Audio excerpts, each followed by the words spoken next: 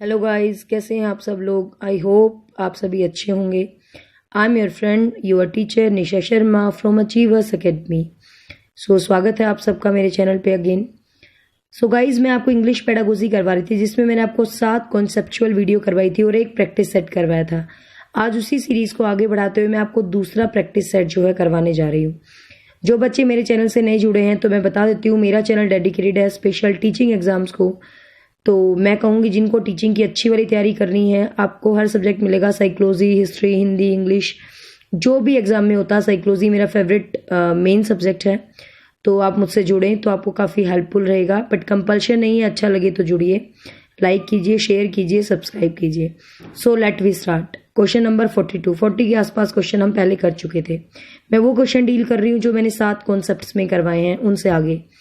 अब देखो, poetry means कि पोइट्री का मीन क्या होता है। ये रिदमिकल प्रेजेंटेशन होती है, फ्लो और पावरफुल फीलिंग होती है, ब्यूटी ऑफ थिंग्स होती है, ऑल ऑफ अबव। अब आप देखो, पोइट्री एक रिदम भी होता है, पोइट्री में फीलिंग्स भी होती है और ब्यूटी भी होती है। तो इसका आंसर आ जाएगा guys all of above. Next है the objective of composition is. Composition क्या होता है? कोई भी रचना, कोई भी क्रिएटिविटी जो हम खुद से क्रिएट करते हैं। The objective of composition is written speed, correct pronunciation, communication, all of above. तो कोई भी कंपोजिशन बनाई जाती है कि आपके रिटर्न की स्पीड भी बढ़े, उसमें आपकी प्रोनाउंसिएशन भी करेक्ट हो और कम्युनिकेशन भी मिल जाए। अब देखो, कुछ बच्चों को डाउट होगा कि प्रोनाउंसिएशन क्यों आएगी, बट आप देखो स्पीड और कम्युनिकेशन तो दोनों होना चाहिए, तो बोथ वाला ऑप्शन है ही नहीं। तो इसका मतलब हम क्या टिक करेंगे भाई? ऑल ऑफ अबव को ऑप्शन करेंगे तो प्रोनाउंसिएशन भी आपकी करेक्ट होती है। जब आप लिख लिख के कुछ भी कंपोज करते हो तो अनडाउटेडली आपके स्किल्स सभी डेवलप होते हैं। नेक्स्ट है the principle of composition is the, कि जो कंपोजिशन का मेन प्रिंसिपल होता है, मेन उद्देश्य होता है, वो क्या होता है? Sequence, gradations and utility. तो सीक्वेंस भी होनी चाहिए, ग्रेडेशंस भी एंड यूटिलिटी, सभी चीजें होनी चाहिए। तो all of above. The next question, the English sentence structure are 7 type. जो इंग्लिश का सेंटेंस का स्ट्रक्चर प्रोवाइड होता है 7 फॉर्मेट में होता है। उसमें सब्जेक्ट, वर्ब, आपका COP, कॉम्प्लीमेंट, एडजेक्टिव, एडवर्ब, मतलब लाइक सब्जेक्ट, कॉम्प्लीमेंट, ऑब्जेक्ट। तो इस तरीके से 7 चीजें होती है। इसके ऊपर मैं स्पेशल वीडियो बनाऊंगी। ये क्वेश्चन हर एग्जाम में होता है, आपको लिखा होगा ना SVOC ऐसे करके, लाइक जो भी है, तो ये अलग से बताऊंगी मैं आपको।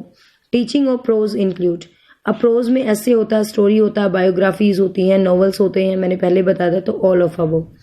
The general aim of teaching prose is. Prose teaching का जो हमारा मेजर जनरल जो मतलब एम होता है गाइज, वो क्या होता है? देखो, to enable the student to read with proper pronunciation.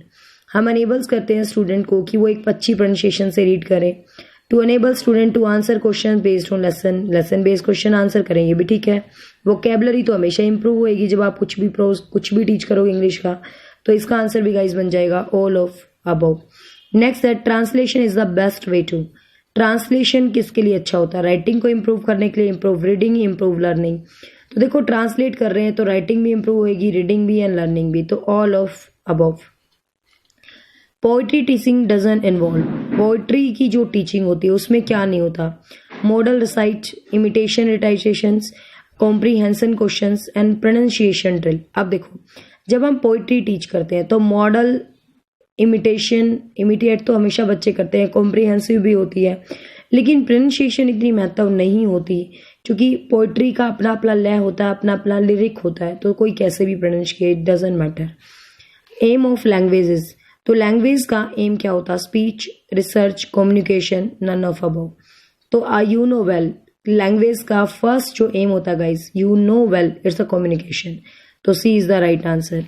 Next है which of the following are the type of grammar.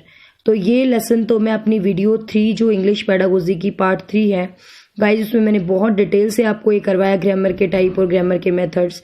तो देख लेना उस वीडियो को प्लेलिस्ट में जाके, इंग्लिश लैंग्वेज पेडागोजी की। तो विच of the following is the type of grammar. तो ग्रामर आपको बताया था मैंने, फॉर्मल भी होती है जो पुरानी वाली है, फंक्शनल जो फंक्शंस राइट एंड स्पीकिंग से डील करती है, स्ट्रक्चर ग्रामर जो पैटर्न से डील करती है। तो ग्रामर के ऑल ऑफ अबव मीन्स सभी टाइप हैं गाइज ग्रामर के लिए। तो काफी अच्छा क्वेश्चन था, ये ध्यान रखना। नेक्स्ट है the method of teaching grammar is. अब ये भी मैं करवा चुकी हूँ ग्रामर टीचिंग के मेथड, ट्रेडिशनल, इनफॉर्मल, इंसिडेंटल। मैंने इसमें इनफॉर्मल नहीं करवाया था, मतलब जिसमें कोई फॉर्मेलिटी ना हो, सिंपल। ट्रेडिशनल मैंने करवाया था कि जो आम ट्रेडिशनल मेथड चला रहा ग्रामर को, सेंटेंस पैटर्न 2Z वाला। इंसिडेंटल मेथड मैंने आपको बताया था जो टेक्स्ट बुक की हेल्प से जो होता है वो इंसिडेंटल मेथड होता है। तो इनफॉर्मल, ये सभी मेथड ही ग्रामर टीचिंग के होते हैं। नेक्स्ट है who said prose is word in their best order. अब देखो गाइज, ये जो स्टेटमेंट वाले क्वेश्चन है, मैं नहीं कहूंगी कि इनका कोई हार्ड एंड फास्ट रूल है, इनका कोई रूल नहीं है, कोई कॉन्सेप्ट नहीं है। You have to learn all these. जो भी मतलब आप कहोगे कितने लर्न करें मैम, पता नहीं कितने सारे आ जाते हैं। तो देखो जो भी आप प्रैक्टिस सेट करो उसके बीच में जो भी आता है बस उसको तो एटलीस्ट याद कर लीजिए, वो इंपॉर्टेंट ही होगा। कहीं ना कहीं मर्ज, कहीं ना कहीं घूम फिर के आ जाते हैं क्वेश्चन। तो prose is the word of their best order. तो ये बात गाइस कोलरिज ने कही थी, इंग्लिश लिटरेचर के काफी ग्रेट जो राइटर है Coleridge. The essential feature of poetry, ये अगेन वही क्वेश्चन रिपीट है, इमोशन होता है, इमेजिनेशन होता है, रिदम होती है। तो your answer is all of above. Next है word that convey the meaning given in the dictionary is called. Dictionary में यदि कोई वर्ड गिवन होता है तो गाइज वो कॉल मतलब उसको हम क्या कहते हैं, जो डिक्शनरी में वर्ड्स गिवन होते हैं तो उसको हम क्या कहते हैं। तो डिक्शनरी के जो वर्ड्स गिवन होते हैं उसको हम कहते हैं लेक्सिकल। ठीक है गाइज, लेक्सिकल। सिनोनियम सेम वर्ड होते हैं। मॉर्फोलॉजिकल, ये साउंड से रिलेटेड है, ये पूरी यूनिट मैं आपको करवाऊंगी, कुछ बेसिक मैंने आपको करवा भी दिए थे। मॉर्फोलॉजी, सिंटैक्स, ये पूरा डिटेल से इनको करवाऊंगी एक वीडियो में। In translation come grammar method English is taught with the help of. देखो ट्रांसलेशन कम ग्रामर मेथड कौन सा होता है, जिसमें आप हर एक वर्ड, हर एक स्पीच को इंग्लिश से हिंदी में ट्रांसलेट करते हो। तो ये जो ट्रांसलेशन कम ग्रामर मेथड होता है, ये आपका जो मेथड होता है गाइज, आपको पता है इसमें मदर टंग को जो हम यूज करते हैं, मीन्स इंग्लिश की लाइन को हम मदर टंग में इस्तेमाल करते हैं। ठीक है।